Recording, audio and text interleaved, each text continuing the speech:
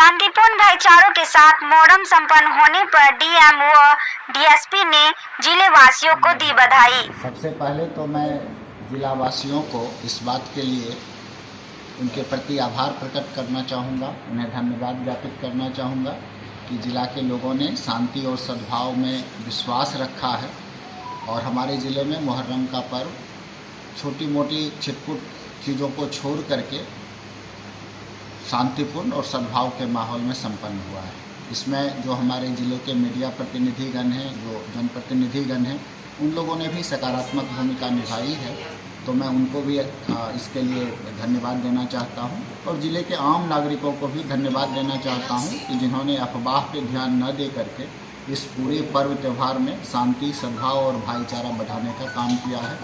और सब लोग सौहार्द के साथ इस पर्व को संपन्न किया है। सर, क्या इंटरनेट की बात करें तो जो 4 बजे खुलने की बातचीत है, क्या स्थितियां हैं और क्या फीडबैक है आपके पास? जहाँ तक ज़िले में स्थिति सामान्य रूप से है, कहीं भी कोई शांति व्यवस्था भंग होने का सूचना नहीं है, तो ऐसी स्थिति में जो नेटवर्क है, इंटरनेट है, जो सस्पेंडेड है, वो आज 4 बजे के बाद फिर सामान्य रूप से बहाल होने के संबंध में हम लोग विचार कर रहे हैं और ज़िले में 1-2 जगह आपस में ही जो कम्युनिटी थी वो कहीं एक जगह 1-2 जगह उलझे थे, दोनों ताजिया और इस सब को लेकर के, उन लोगों के लिए भी हम लोग विशेष रूप से आगे भी सतर्कता बरतेंगे और जैसे इंटरनेट चालू होगा, मेरा एक अनुरोध होगा, अपील होगा सभी लोगों से कि वो कोई भी चीज़ को ट्विस्ट करके या गलत तरीके से कोई खबर को इस प्रकार से ना दिखाएं जिससे फिर से शांति सद्भाव में कोई खलल हो। तो मैं सब लोगों से अपील करूंगा और जो लोग भी ऐसा करेंगे तो उन पर प्रशासन सख्त से सख्त कार्रवाई भी करेगा। अगर वो सोशल मीडिया के माध्यम से या किसी अन्य माध्यम से भी अफवाह को बढ़ावा देते हैं, भाईचारा को, शांति को उसमें व्यवधान डालने की कोशिश करते हैं, तो निश्चित रूप से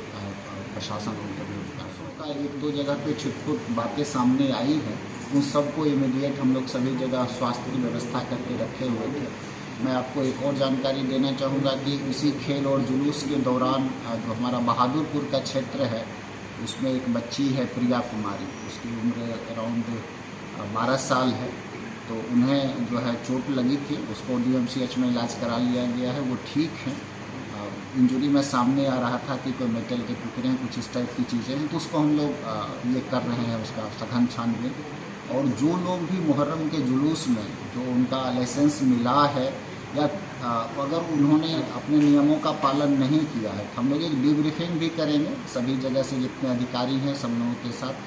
और जहां कहीं भी आएगा कि जिन लोगों ने नियमों का पालन नहीं किया है तो हम लोग उनका लाइसेंस रद्द करने के साथ साथ और भी जो कानूनी चीज़ें हैं कि आपस में भी खिलाड़ी घायल हों, चोटिल हों या 2 समूह ही आपस में,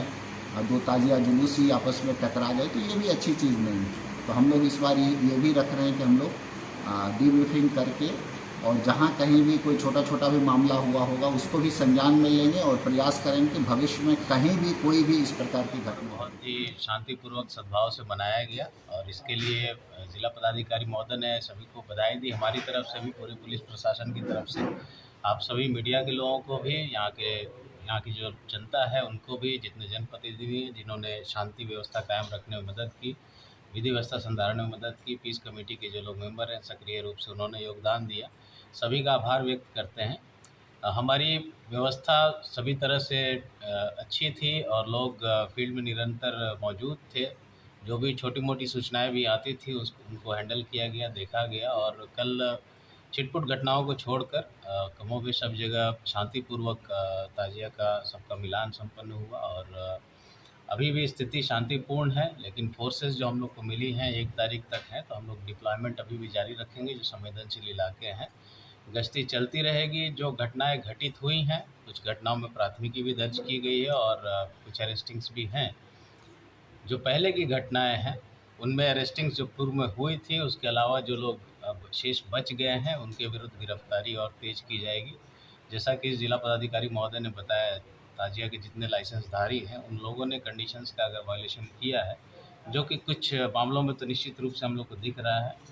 तो उनके विरुद्ध कार्रवाई करेंगे। हम लोग लाइसेंस रद्द करने की प्रक्रिया जारी रखेंगे और आने वाले समय में अक्टूबर के महीने में अंत में दुर्गा पूजा का भी प्रोसेशन वगैरह निकलेगा। तो उन सभी को लेकर हम लोग तैयारी अभी से प्रारंभ कर रहे हैं। जो 107 की कार्रवाइयाँ अभी हुई हैं मुहर्रम के ओकेज़न पे, वो 6 महीने के लिए वैध रहती हैं। तो दुर्गा पूजा तक तो ये वैसे भी वैध रहेंगी, लेकिन आवश्यकता पड़ने पर हम लोग और लोगों को इसमें जोड़ेंगे। जो भी सख्त कानूनी कार्रवाई हो सकती है शांति व्यवस्था, विधि व्यवस्था बनाए रखने के लिए, वो सब हम लोग करेंगे। 1 तारीख तक अभी सर स्पेशल फोर्स जितने भी बल आवंटित हुई थी ज़िले को बाहर से, वो 1 तारीख तक हैं। उन सभी का हम लोग यूज़ कर रहे हैं और हमें उम्मीद है कि इनका मदद से हम लोग न सिर्फ जो अभी स्टेटस को है वो मेंटेन रहेगा, बल्कि जो अपराधी हमारे बचे हुए हैं उनके विरुद्ध भी हम लोग गिरफ्तारी और ज़्यादा करने में सफल हैं। सर इंटरनेट के खुलते ही फिर से एक बार सोशल मीडिया पर जो बाढ़ सा खबर फेक न्यूज़ का या जो असामाजिक तत्व के द्वारा सोशल मीडिया पर अफवाह फैलाए जाएंगे, उसके लिए क्या तैयारी है? देखिए, उसके लिए हमारी जो साइबर सेल है वो हमेशा कार्यरत रहती है। हम लोग जो खबर रहते हैं उसका खंडन भी करते हैं, जो सही खबर रहती है उसको भी हम लोग देते हैं और बार बार अपील भी करते हैं। हम लोग सोशल मीडिया के माध्यम से, आप लोगों के माध्यम से, कोई भी खबर आती है तो उस जो आधिकारिक खबर हो उसको माने, नहीं मानना हो तो कम से कम किसी से पुष्टि करवा लें, पूछ लें। लेकिन आँख मूंद के किसी भी खबर पर विश्वास करना, खास करके वैसी खबरें जो निगेटिव हो, जो निगेटिविटी फैलाती हों समाज में, जो सद्भाव खराब करती है, उन खबरों पे आँख मूंद कर विश्वास ना करें। आँख मूंद कर विश्वास करना है तो पॉजिटिव खबरों पे करें, लेकिन लोग नेगेटिव खबरों पे ज़्यादा विश्वास करते हैं। तो हमारी अपील है कि नेगेटिव खबरों पे जो सद्भाव बिगाड़ सकती हैं उस पर आँख मूंद कर विश्वास ना करें। जो पुख्ता जानकारी आधिकारिक हैंडल्स से आप लोगों को मिलती हो, आधिकारिक सूत्रों से मिलती हो, उस पर विश्वास करें। और कोई भी ऐसा अगर आता है आप लोगों के संज्ञान में तो डायरेक्ट मैसेज करें, कांटेक्ट करें अपने निकटतम थाना को या जो वरीय पदाधिकारी हैं ज़िले में उन सभी से। सर एक अभी जो स्थितियाँ बनी हुई है, कई लोग का आरोप है कि कई लोग निर्दोष गिरफ्तार हो चुके हैं, तो उनके लिए देखिए, अभी तक जितने भी लोग गिरफ्तार हुए हैं केसेस में वो कोई निर्दोष नहीं है। अभी तक हमारे मतलब पुलिस के हिसाब से अनुसंधान में